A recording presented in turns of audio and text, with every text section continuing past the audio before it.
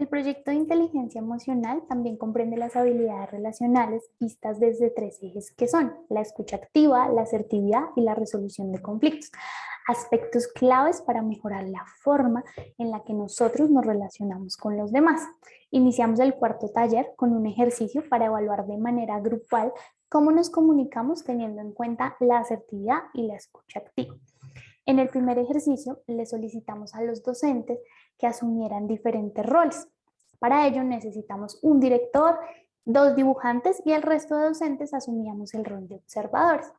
A partir de instrucciones, el director tenía el objetivo de guiar a los dibujantes en la elaboración de un dibujo sin que ellos pudieran ver el avance de este. Únicamente era válido dar indicaciones verbales y al finalizar las indicaciones se buscaba que los tres dibujos fueran lo más parecidos posibles. A partir del ejercicio reflexionamos en aspectos claves al momento de comunicar.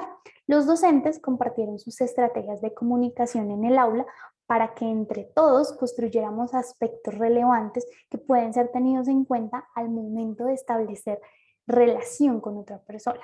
Dentro de los aspectos claves se destacó el planteamiento de un objetivo para poder comunicar concretamente, la estructura de esas ideas, el uso del lenguaje de acuerdo al contexto o a la persona con la que entablamos el proceso de comunicación y las preguntas como un proceso de retroalimentación a lo que se dice y a lo que se escucha.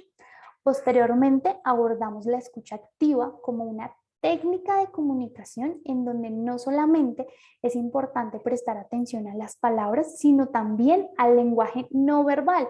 Afianzar el proceso de escucha activa se relaciona con una práctica de respeto, atención, disposición e interés. Cuando promovemos la escucha activa, las preguntas a realizar para entender el mensaje serán más pertinentes y facilitará el proceso de resolución de conflictos si es necesario.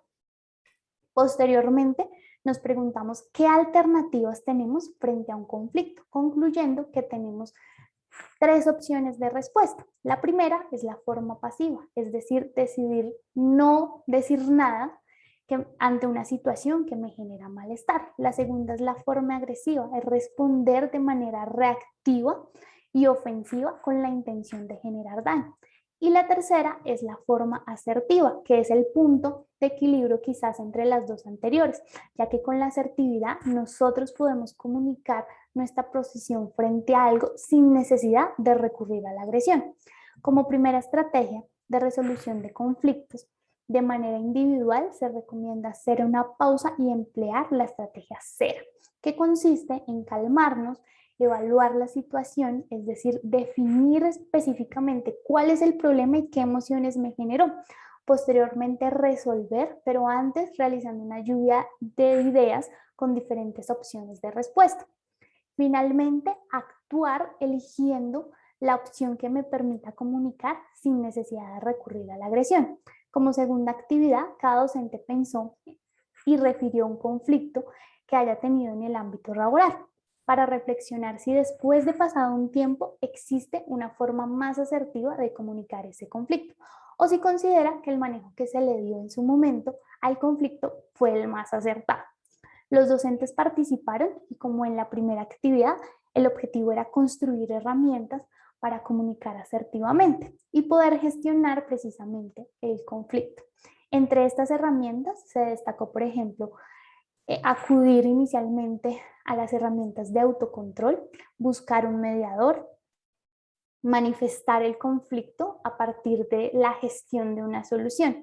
Teniendo en cuenta lo anterior, se le recomendó a los docentes que al momento de comunicar es necesario tener en cuenta tres aspectos que son la emoción para generar una mayor empatía, la definición de la situación, es decir, la causa puntual y además generar de manera propositiva una solución. Estas recomendaciones de asertividad no solamente son funcionales al momento de abordar un conflicto, sino es oportuna también al momento de expresarnos de manera general.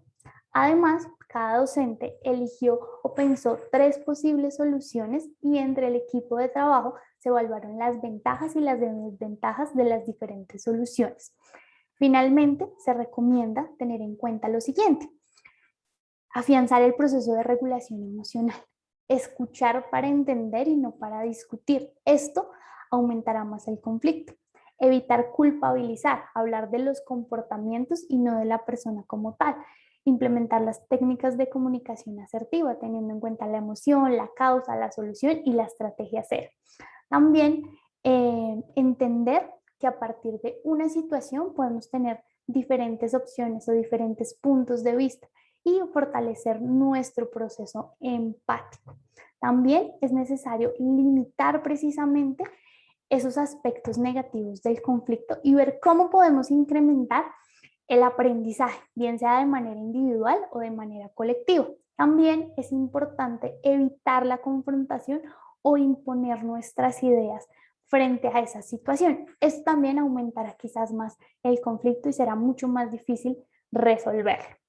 Adicionalmente, es importantísimo que nos preocupemos por nosotros porque nos sintamos reparados, es decir, validando nuestras emociones, que queremos y también cómo nos sentimos bien frente a ese acuerdo que queremos, al que queremos llegar del conflicto. Pero también es importante tener en cuenta la posición del otro, es decir, que el otro también se sienta reparado, también se sienta bien y de acuerdo a eso, la norma que establezcamos para seguir o para continuar y evitar el conflicto sea de común acuerdo, es decir, que ambos estén satisfechos con el acuerdo al que se llegó. Y finalmente recordar que el conflicto hace parte de la naturalidad de los seres humanos y de alguna manera debemos aprender a lidiar con el conflicto. ¿Cómo? Gestionando precisamente la forma en la que nosotros nos relacionamos con los demás.